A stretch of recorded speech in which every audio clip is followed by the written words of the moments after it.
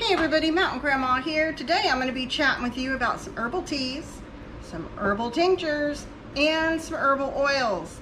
And this is all part of the My Home Apothecary collaboration that I'm co-hosting with the Budget Preppers. Check out the description box down below for more details on the collaboration, including the great channels that are participating and the giveaway. To be in the giveaway, make sure you leave a comment on this video as well as all of the other videos so that you don't miss out. And while I'm talking about some of the things that are in My Home Apothecary, all the videos are going to be a little different. So with that being said, let's get started. Start first with making herbal teas. One of the ways I like to keep my teas or my herbs is in jars, but let's be real. You can't fit a bunch of big jars like this. At least, I don't know, most of us can't fit that in our cupboard. So don't feel bad if you gotta just put them in a bag and label it. It is what it is. But there are hot and cold ways that you can make this tea. If you want to just make it and infuse it, either way, one of these guys comes in handy.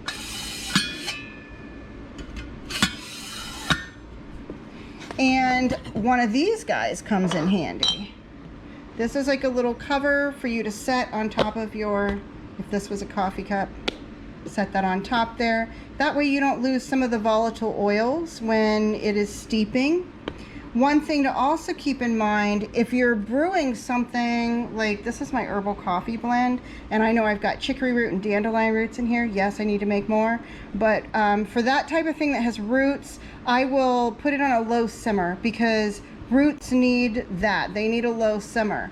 Otherwise, with all of your leaves and stems and flowers, you can just steep those. They don't need to be simmered. Another thing to point out is, to think about is what is it that you want to use this tea for, and when would you want to use a tea? You want to use a tea when it tastes good. When drinking the tea is going to be part of the process. So this tea right here is my everyday tea. I love this. You see this? I drink it cold. I drink it cold. I add some lime or lemon juice in there to it, and I keep it in the refrigerator handy for me. It's kind of like a minty tea, I guess, as far as the flavor goes. It tastes wonderful. It's one of my favorite things. If it's a nighttime tea to help you go to sleep, because sometimes just smelling and drinking that tea is part of the process, this is one of my favorite blends here. All of your herbs that taste good, though, those are the ones that you can use to make a tea from. They used to be like 3 to 4 cups a day. That's kind of the standard for that, but holy basil is amazing. Oat straw is great for your nerves. Gotu kola. All of these taste nice. Red rooibos is what I have in this tin can. Another thing I want to point out is, the tea packets you buy at the store? You could get some of those tea packets, guys. Look and see what the ingredients are. Buy the ingredients and you can make it fresher and make it taste better at home. These are the herbs that I typically make a tea from. If I'm treating a cold or something, or preventing one, I might reach for the yarrow or even some thyme and some mullein, with lemon and honey. It's amazing. So those are the things that you want to keep in mind for herbal teas, and just to share with you some of the things that I make. I hope you found that piece helpful. Now let's go ahead and move on to tinctures. As a disclaimer, I'm not a medical doctor, and the information I share is not intended to diagnose, treat, or cure any indication or health problem that you might have. And you need to do your own research. Ensure that you thoroughly investigate everything. I'll share some pictures of some great books that you might want to check out. Again, talk to your physician if you do have any health problems. All right, so moving on to tinctures. You can use different kinds of containers. Basically what you do is, and you can kind of see how I did with this one, you're going to fill the herb up to about 3/4 full of the jar, especially if it's like leaves or something, and then you'll cover it with alcohol. You set this aside, you shake it every day, and on the top you want to put a label that has what it is and when it's going to be ready by. You can research all of your herbs independently to see dosage. Dosage is going to be administered by the drop. So keep that in mind. Tinctures are very strong. You don't want to overdo it. One thing I want to just share is if you ever have to travel, having a nice little bag like this to put your tincture in, whether it's like echinacea because you're on the road and you're traveling, you want to make sure that you're safe and all of that, or whatever, maybe a tincture to help you sleep, or if you have a cold or what have you. And you can get a little zipper container like this one, and this is what I use if I'm traveling, and then it zips right up and everything's in there and you don't have to worry about stuff breaking. All right, if y'all have any questions about this, put them down in the description box below.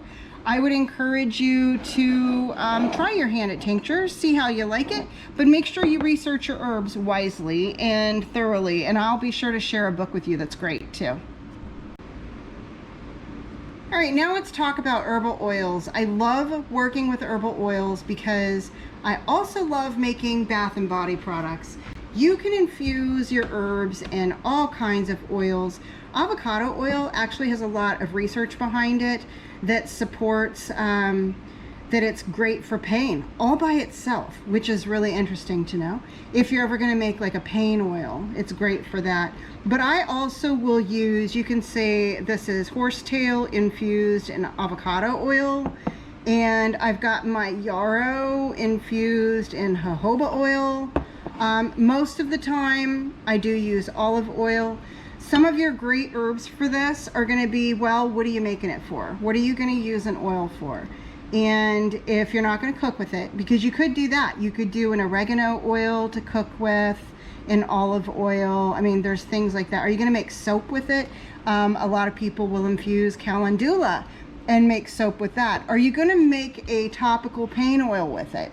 You know, there's Solomon seal root, there's arnica, there's a lot of herbs for a topical pain relief. And I'll show you how I do that. I've got some comfrey root right here that I need to infuse, and I've done a video on infusing oils before. I will share a link either right above here or in the description box down below, but let me put this further back so you can see. I'm just going to cover this in olive oil, and this is comfrey root. I make a pain oil blend that is like one of the things we have to have in our home apothecary. We use it for different things from tennis elbow, sore knees, sciatica, back pain, you name it. It's kind of our go-to for that. I'll let that sit a few minutes because all these roots are probably going to absorb. And this was about 3 ounces of comfrey root. Once this sits, I put the lid on it and I put it in a double broiler. Again, I'm going to share the link to how I do that, that other video, so y'all can go watch that. But it's very easy to do and they're very fun to work with. Another point I want to share is I always like to use dried herbs for herbal oils. That way you don't have to worry about mold developing.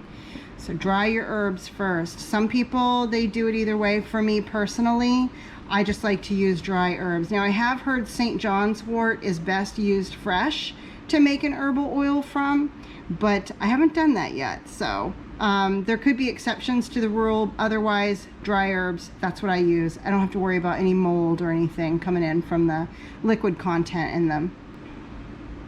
All right, and that's it for the herbal oils. So tomorrow will be the Budget Preppers video. Make sure you go check her out and check out everyone else that's participating. Thank you all so much for watching. I hope you enjoyed the content. Don't forget to check out the description box below. Don't forget to like and subscribe. And if you have any questions, leave them in the comments section. And until I see you next time, everyone, keep your joy, folks.